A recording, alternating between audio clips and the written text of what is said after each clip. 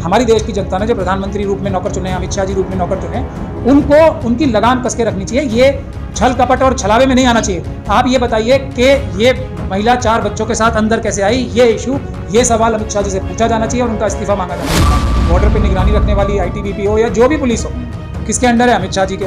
अब अमित शाह जी या तो एक असफल या नाकारा होम मिनिस्टर हैं, तो या तो ये हो सकती है अमित शाह जी अगर होशियार और समझदार होम मिनिस्टर हैं तब तो इनकी मिलीभगत से ये सब काम हुआ है, और अगर वो नासमझ और नाअहल और एक बेवकूफ़ होम मिनिस्टर हैं तब उनको वैसे ही हटा देना चाहिए। सारे के सारे ज़्यादातर ये क्रिमिनल चैनल्स जो हैं वो नोएडा में तो हैं, तो कन्वीनियंटली उन्हें नोएडा के पास ही बुलाया भी गया है। ये भी देख लीजिए आप। तो और कितने आपको सबूत चाहिए इनकी इन्वॉल्वमेंट के, RSS के। और सर क्या लग रहा है आपको, लगातार सीमा हैदर वो लगातार चर्चाओं का विषय बनती जा रही है?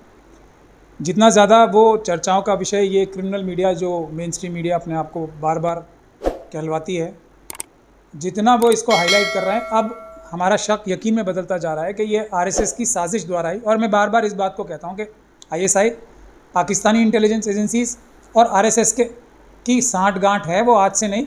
हेमंत करकरे साहब ने इसको बहुत ही अच्छे तरीके से इन्वेस्टिगेशन करके बताया था उस चार्जशीट में, जिसमें मुलजिम या जो आरोपी हैं वो साध्वी प्रज्ञान सिंह ठाकुर हैं, BJP की भोपाल जैसी महत्वपूर्ण सीट से लोकसभा की सांसद। क्या लग रहा है, एक महिला पाकिस्तान से अपने 4 बच्चों को लेकर भारत में आ गई और किसी को खबर नहीं है इस बारे में? नहीं, इसीलिए तो मैं बोल रहा हूँ आपको कि इसकी जिम्मेदारी किस पे होती है कि बॉर्डर की सुरक्षा रहे। हाँ। बॉर्डर सिक्योरिटी फोर्स किसके अंडर है? अमित शाह जी के। NIA किसके अंडर है? अमित शाह जी के। पुलिस किसके अंडर है? दिल्ली पुलिस। और दूसरी भी जो बॉर्डर पे निगरानी रखने वाली ITBP हो या जो भी पुलिस हो, किसके अंडर है? अमित शाह जी के। अब अमित शाह जी या तो एक असफल या नाकारा होम मिनिस्टर हैं, तो या तो ये हो सकती है। अगर वो एक कारामद और बहुत ही ज़्यादा समझदार और इफ़ेक्टिव होम मिनिस्टर हैं तो बॉर्डर्स पे ये इतनी बड़ी गलती नहीं हो सकती थी। दूसरा एक एक्सप्लेनेशन ये भी हो सकता है, आपको समझाने के लिए और दर्शकों को समझाने के लिए बता रहा हूँ, अमित शाह जी अगर होशियार और समझदार होम मिनिस्टर हैं तब तो इनकी मिलीभगत से ये सब काम हुआ है, और अगर वो नासमझ और नाअहल और एक बेवकूफ़ होम मिनिस्टर हैं तब उनको वैसे ही हटा देना चाहिए। लेकिन योगी सरकार कह रही है कोर्ट जाएगी इस मामले में। किस मामले में? बेल कैंसिल करने के लिए। नहीं, योगी सरकार ने ही तो बेल दिलवाई है। पहले अमित शाह जी के दबाव में आके या RSS के दबाव में आके पहले उन्होंने इन्वेस्टिगेशन ही इतनी लचर की है इसकी। अब समझ में आ रही है ना सारी बातें कि इसका फ़ायदा कहीं और उठाने की कोशिश हो रही है। और RSS के तो पाकिस्तानी इंटेलिजेंस एजेंसी से बहुत गहरे संबंध एक बार नहीं 10वीं बार स्थापित हो चुके हैं। अभी लेटेस्ट वो जो पकड़े गए थे DRDO के, अब उसको पूरी ताकत से बचाने की कोशिश कौन कर रहा है?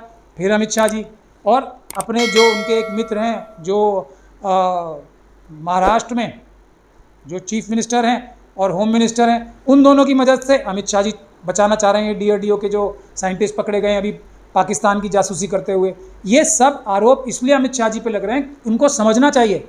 ऐसे ही निराधार आरोप नहीं है, वो इस देश के होम मिनिस्टर हैं। होम मिनिस्टर की जिम्मेदारी होती है ये सब चीज़ें मेंटेन करना, और इसमें जो इतने बड़े बड़े फेलियर्स हो रहे हैं तो हम लोगों के पास कोई रास्ता नहीं है देश की सुरक्षा के लिए और देश की जनता को आगाह करने का कि इस प्रकार का व्यक्ति होम मिनिस्टर बन बैठा है, उसको उसके ऊपर नज़र रखने के लिए देश की जनता को ये बताना बहुत आवश्यक है। लेकिन सर, जब से सीमा हैदर इंडिया आई हैं, भारत आई हैं, उसके बाद पाकिस्तान के कुछ आतंकी संगठन है जो कह रहे हैं सीमा हैदर को वापस पाकिस्तान भेजे वरना हम मंदिरों पे हमला करेंगे।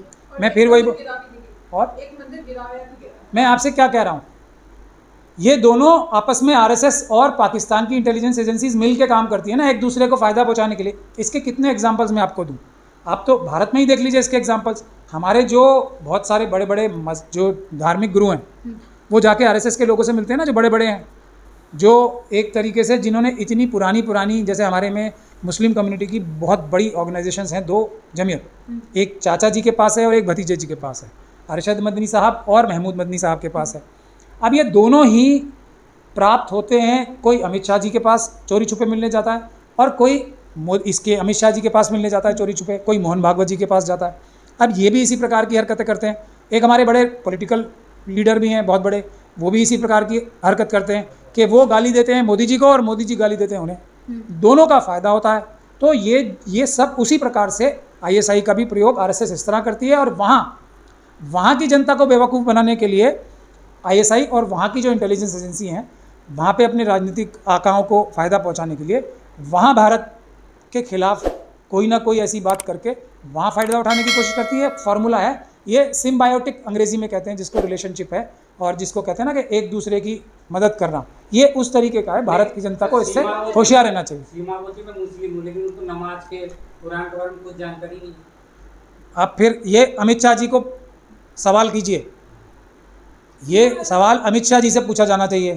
सीमा हैदर के कुछ मकसदों में से कहा जा रहा है कि उनका मकसद है पीएम को नुकसान पहुंचाना, रक्षा मंत्री को मारना, इस तरह की चीजें कही। मैं खुद ही कह रहा हूँ ना इस बात को।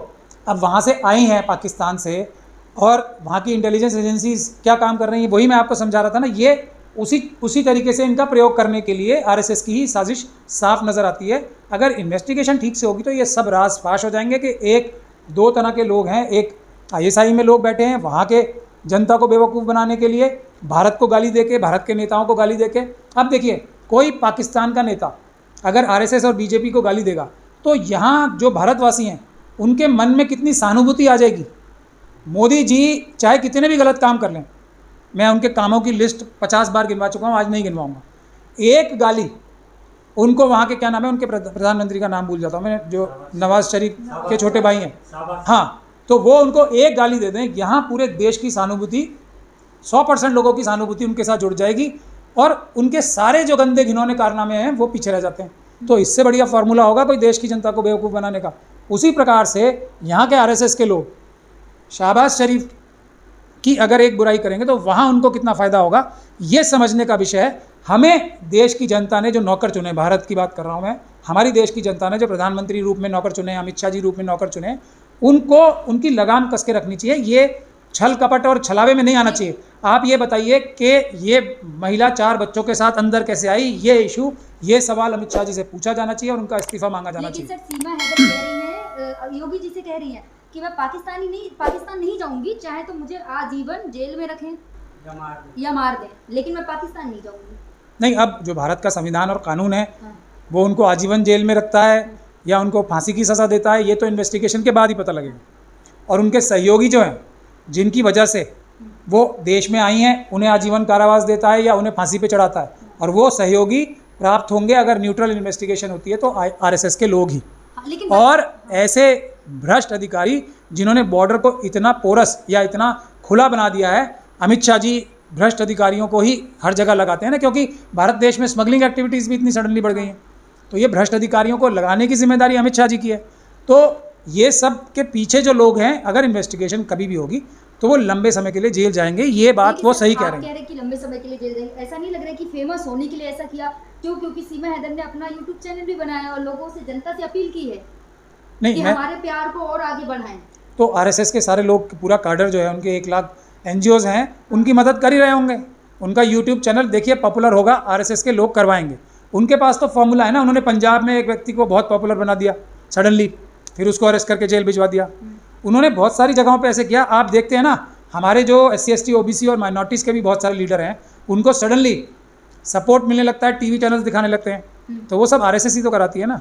अदरवाइज़ तो उनकी इतनी तेज़ी से ग्राफ नहीं बढ़ता। जैसे ही किसी व्यक्ति को, किसी भी शख्सियत को मेन स्ट्रीम मीडिया, जो क्रिमिनल मीडिया जिसे मैं कहता हूँ, वो कवर करने लगे एकदम सडनली, तो समझ जाना चाहिए कि ये आरएसएस बैक्ड आदमी है। वरना किसी भी जेन्युइन वर्कर को, किसी भी जेन्युइन अम्बेडकरवादी को मेन स्ट्रीम मीडिया नहीं दिखाएगी, उससे चिढ़ेगी।